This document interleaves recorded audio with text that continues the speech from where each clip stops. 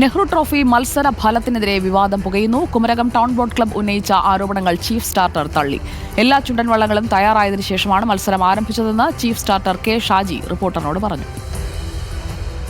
ഇത്തവണത്തെ വള്ളങ്ങളുടെ പ്രത്യേകത ഒഫീഷ്യൽസിൻ്റെതല്ലാതെ ഒരു ബോട്ടും ആ റേസ് കോഴ്സിൽ ഉണ്ടായിരുന്നില്ല. ഇവരെന്തിനാണ് വാശി പിടിക്കുന്നത്? അതുകൊണ്ട് ഞങ്ങൾ അവരോട് പറഞ്ഞു, നിങ്ങൾ തുഴയൊക്കെ താത്തിട്ട് മത്സരം തുടങ്ങാൻ പോവാണ്, ആദ്യം വള്ളം ലോക്ക് ചെയ്യാൻ പറയും. എല്ലാ വള്ളങ്ങളും ലോക്ക് ചെയ്ത് എന്നിട്ട് തുല്യത പാലിച്ചു എന്ന് നോക്കും. നമ്മൾ സ്റ്റാർട്ട് എന്ന് പറയുമ്പോൾ ആദ്യമേ തുഴയിടുന്നത് ഈ പറയുന്ന ചുണ്ടനാണ്. തുഴ പൊക്കി പിടിച്ചോണ്ടിരുന്നാൽ എങ്ങനെ ആദ്യം തുഴയിടുന്നത്?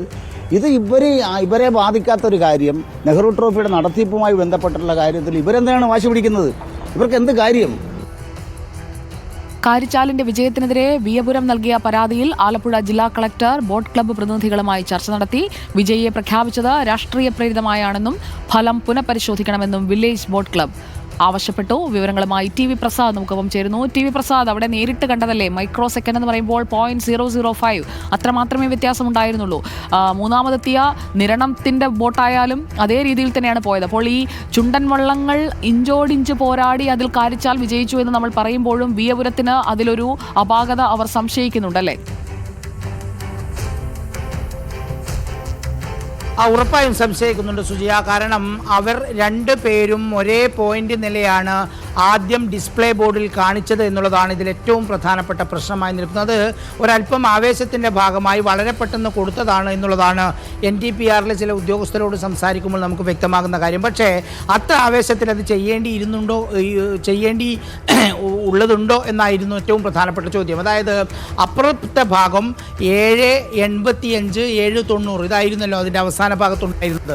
അതായത് 5 കുറവ് വന്ന് കുറച്ചും കൂടി നേരത്തെ ഫിനിഷ് ചെയ്ത ആൾ എന്ന നിലയിലാണ് കാരിച്ചാൽ ചുണ്ടൻ, അതായത് പള്ളാത്തുരുത്തി ബോട്ട് ക്ലബ്ബ് തുഴഞ്ഞവർക്ക് 1ാം സ്ഥാനം നേടുന്നത്. പക്ഷേ അതിന് പകരം മറ്റു ഭാഗം മാത്രം സ്ക്രീനിൽ പ്രദർശിപ്പിക്കുന്ന നിലയിലേക്ക് കാര്യങ്ങൾ വന്നു എന്നുള്ളതാണ് അതിൻ്റെ ഏറ്റവും പ്രധാനപ്പെട്ട പ്രശ്നം. തോമസ് എന്ന് പറയുന്ന ഒരു വ്യക്തിയാണ് അതിൻ്റെ സോഫ്റ്റ്വെയർ സംവിധാനം കൈകാര്യം ചെയ്യുന്നത്. പുള്ളിയോട് സംസാരിക്കുന്ന സമയത്തും മനസ്സിലാക്കാൻ കഴിയുന്നത് ഈ മുഴുവൻ പ്രദർശിപ്പിച്ചാൽ അതിൽ മറ്റ് വ്യത്യാസങ്ങൾ വരുത്തിയില്ല എന്നുള്ളത് തന്നെയാണ്. അങ്ങനെയെങ്കിൽ കലക്ടർക്ക് അതിവരെ ബോധ്യപ്പെടുത്താൻ കഴിയും എന്നുള്ളതാണ് പ്രതീക്ഷിക്കുന്നത്. പക്ഷേ സ്വാഭാവികമായി സുജയ, ഒരു മനുഷ്യൻ്റെ കാഴ്ചയിൽ എന്തായാലും ഇത് ഏതാണ്ട് 3 പേരും ഒരേ രീതിയിൽ തന്നെയാണ് ഫിനിഷ് ചെയ്യുന്നത്. അതിന് സോഫ്റ്റ്വെയർ ഉൾപ്പെടെയുള്ള സംവിധാനങ്ങൾ ഉപയോഗിക്കുന്നു. പക്ഷേ ആവേശത്തിൻ്റെ പേരിൽ അവസാനത്തെ 3 അക്കങ്ങൾ കൊടുക്കാതെ ആദ്യ ഭാഗങ്ങൾ മാത്രം ഡിസ്പ്ലേയിൽ കൊടുത്തതാണ് വലിയ പ്രതിസന്ധിയിലേക്ക് മാറിയത്. അതോടൊപ്പം തന്നെ സ്റ്റാർട്ടിങ്ങിൻ്റെ ഭാഗമായി മൂന്നാമതെത്തിയ ക്ലബ്ബ് മാത്രമാണ് അതിനകത്തൊരു സംശയം ഉന്നയിക്കുന്നത്. സ്വാഭാവികമായി ഇത്തരം മത്സരങ്ങളിൽ തർക്കങ്ങൾ പതിവാണ്.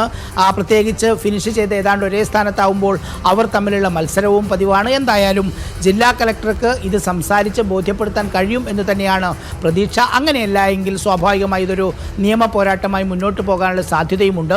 ഇതിലേറ്റവും പ്രധാനപ്പെട്ട ഒരു കാര്യമുള്ളത് സമയത്തിൻ്റെ അടിസ്ഥാനത്തിൽ വിജയികളെ നിർണ്ണയിക്കുന്ന മത്സരമായതോടുകൂടി 19 ചുണ്ടൻ വള്ളങ്ങളും വളരെ ആവേശത്തോടുകൂടി മത്സരിക്കുന്നു. ഹീറ്റ്സ് മത്സരങ്ങളിൽ നമ്മൾ കണ്ടതുപോലെ സുജയ ഉണ്ടായിരുന്നതാണ്.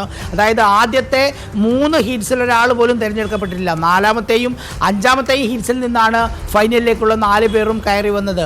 അവസാനത്തെ ഹീറ്റ്സിൽ നിന്ന് പള്ളാത്തുരുത്തി വരുന്നു, മറ്റു 3 പേർ തൊട്ട് മുമ്പ് ഉള്ള ഹീറ്റ്സിൽ നിന്ന് വരുന്നു. അതായത് മികച്ച സമയത്തിൽ, ഏറ്റവും കുറഞ്ഞ സമയത്തിൽ ആരാണോ ഫിനിഷ് ചെയ്യുന്നത് അവരാണ് ഫൈനലിലേക്ക് യോഗ്യത നേടിയത്. സ്വാഭാവികമായി ഇവർ തമ്മിൽ വലിയ വ്യത്യാസമില്ല എന്നുള്ളതാണ് ഇതിൻ്റെ ഏറ്റവും പ്രധാനപ്പെട്ട പ്രശ്നം.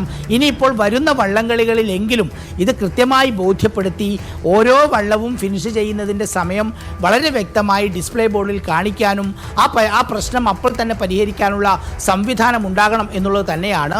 ജില്ലാ കളക്ടറുമായി ബന്ധപ്പെട്ടവരോട് സംസാരിക്കുമ്പോഴും ഇതിൻ്റെ നടത്തിപ്പുകാരുമായി ബന്ധപ്പെട്ട് സംസാരിക്കുമ്പോഴും അവരെ പറഞ്ഞ് ബോധ്യപ്പെടുത്താൻ കഴിയും എന്ന ആത്മവിശ്വാസത്തിൽ തന്നെയാണ് ഇപ്പോൾ ഉള്ളത്. പക്ഷേ ഇപ്പോൾ അവർക്കുള്ളൊരു സമാധാനം എന്ന് പറയുന്നത് ഒരു ക്ലബ്ബ് മാത്രമാണ് സ്റ്റാർട്ടിങ്ങിലെ പിഴവ് ചൂണ്ടിക്കാണിക്കുന്നത്. അങ്ങനെയെങ്കിൽ അത് അവരെ ബോധ്യപ്പെടുത്താൻ കഴിയുമെന്ന് പ്രതീക്ഷിക്കുന്നു.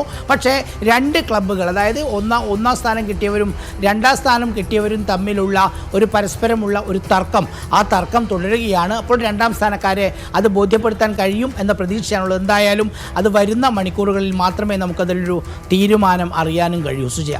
ഓക്കെ, വീഴ്ച പറ്റിയിട്ടില്ല എന്ന് പറയുന്നു. വള്ളംകളി വിധി നിർണയ വിവാദത്തിൽ കുമരകം ടൗൺ ബോട്ട് ക്ലബ്ബ് തങ്ങൾക്ക് പ്രോപ്പർ സ്റ്റാർട്ട് കിട്ടിയില്ല എന്ന് പറയുന്നതിന്റെ ആ സമയത്തെ ദൃശ്യങ്ങളും പ്രേക്ഷകർക്ക് ഇപ്പോൾ കാണാം. അവരാണ് ആദ്യം തുഴഞ്ഞത് എന്നാണ് ഇപ്പോൾ ചീഫ് സ്റ്റാർട്ടർ പറയുന്നത്. പക്ഷേ അവർ തുഴ ഉയർത്തിപ്പിടിച്ചിരിക്കുന്ന ദൃശ്യങ്ങൾ നമുക്കവിടെ കാണാം. കുമരകം ടൗൺ ബോട്ട് ക്ലബ്ബ് തുഴ പൊക്കിപ്പിടിച്ചിരിക്കുകയാണ്. ആദ്യം തുഴഞ്ഞത് അവരാണ് എന്നാണ് ചീഫ് സ്റ്റാർട്ടർ അവകാശപ്പെട്ടത്. ആ ദൃശ്യങ്ങളാണ് പ്രേക്ഷകർ ഇപ്പോൾ സ്ക്രീനിൽ കാണുന്നത്. ബാക്കി എല്ലാവരും തുഴ താഴ്ത്തിയപ്പോഴും കുമരകം ടൗൺ ബോട്ട് ക്ലബ്ബ് തുഴ ഉയർത്തിപ്പിടിച്ചിരിക്കുകയായിരുന്നു എന്നുള്ളതാണ് ദൃശ്യങ്ങളിൽ കാണുന്നത്. എല്ലാ വീഴ്ചകളും പരിശോധിക്കപ്പെടുമോ എന്നുള്ളതാണ് അറിയേണ്ടത്.